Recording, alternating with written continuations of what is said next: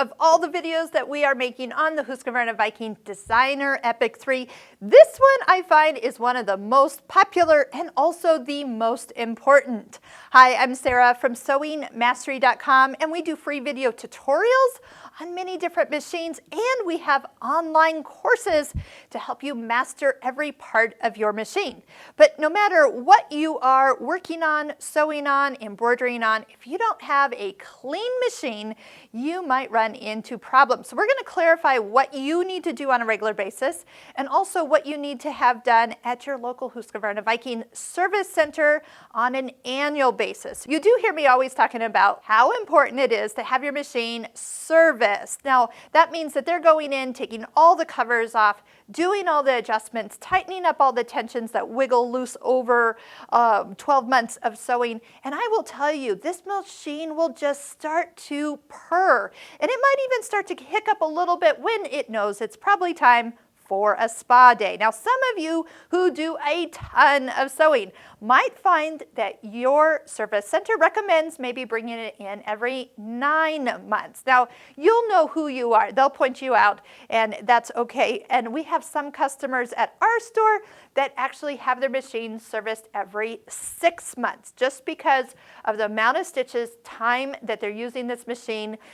They're just avid sewers, embroiderers. They're doing it every day and absolutely loving it. But to keep everything running smoothly, if they wait a full year, things are going to get not worn out, but like the oil and grease that runs everything else is going to be dried up before that full year is up. Okay, so here's what I'm going to do. This is how I do it. First, if you just start by unthreading the machine and taking out the needle. If you haven't changed your needle lately, let's just plan to make that one disappear and we'll put a new one in.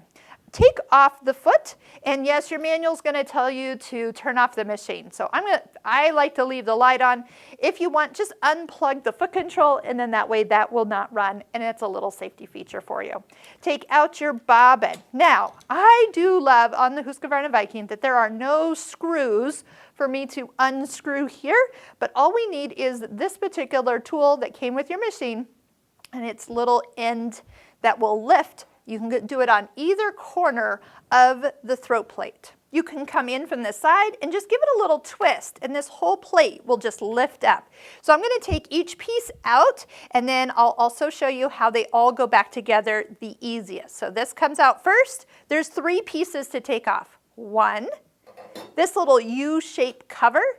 2, that's second, and then the bobbin case. Now, once you get down in here, oh yeah, I haven't done a ton of sewing, but I have enough in here that it's starting to look a little fuzzy down in the hook area. The one thing you don't want to do is blow into this machine. Just don't push more in than you're trying to remove. Canned air is another thing. Look at all that. Oh my goodness. Canned air is going to be always never an option there. And then 2, if there's any threads that are kind of in the thread cutter area, you can kind of come in here. You can even just move this to the side, and with some tweezers, if there's threads caught in here, and that's just over time that happens, is you can clean those out as well. So feed dogs. Now, what makes a machine fluffy? That can be anywhere from the quality of thread you're using, but mostly it's probably more from fabrics. So from fluffy fabrics like minkies and fleeces, those are real big culprits. Batting is actually a big one, as well as flannels. But anything cotton and all is going to actually kind of all get down in this area. So how often do I do this? Well, as soon as I find myself sewing and my thread breaks, or I'm getting some skip stitches, that means that I'm way past due and do need to just get in here and clean it out. So that is actually all you and I are designed to do. Now, again, once a year, when you have your machine serviced by your local store, they're going to go in much further and do all the things that you and I are not really qualified to go in and clean and re-grease and make sure timing is absolutely perfect. Another thing you might find is some of the lint will be on your bobbin case, so those are things that you can just kind of wipe off around here. And now for the exact way to put it all back together. First off, take a look at the bobbin case and look for these 2 little kind of fingers. and you want them pointing straight to the back. And all you need to do is just set it down so it sits all the way down into kind of the hook area, the basket. And it should wiggle back and forth just a little bit like so. Next, that U-shaped piece is going to be placed near the bottom of your machine. So you're just going to go ahead and set it down and then let it drop in. So just kind of flatten. And once it's flat, you know it's perfect. There's really only one way to do it.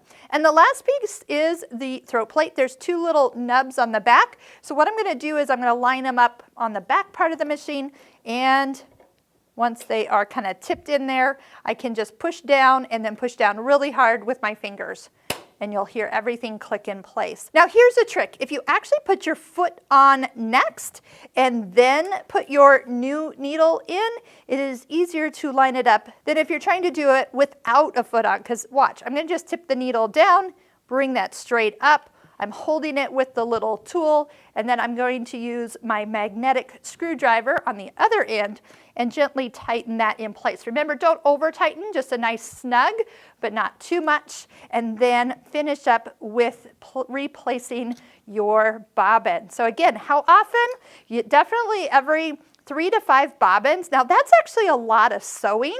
So you'll find that if you might need to do that more often. If you hear the machine not sounding super smooth, maybe it's starting to sound a little rough or kind of louder than normal, this is the easiest way to get everything back on track and ready for optimal sewing. Now, if you don't do that, it's gonna start to not work as well. I always make sure to use the needle threader after I've put a new needle in. That way I know that if for any reason it doesn't thread, that I may not have that needle at the highest position. Now you did notice that I didn't have any oil or lubrication to do, and that is true. All you and I need to do is clean out this area and keep it spotless. All right, again, if you have other things that are going on and that is not fixing it after you've changed needles, it is time to probably check with your local service center, and they will be the ones that will help with warranty work or help you make sure that you're doing everything correctly. Remember, quality thread is so important. So if you've found yourself an awesome deal online and found great cheap thread, that actually could be part of the problem. Switch around to some thread you know works with your machine and see if maybe that new cheap thread was not really the quality you were after. I hope you'll check out all of our videos. We have links to the complete playlist of all the Husqvarna Viking Designer Epic in the description below, along with all of our online courses we offer for users of this absolutely beautiful machine.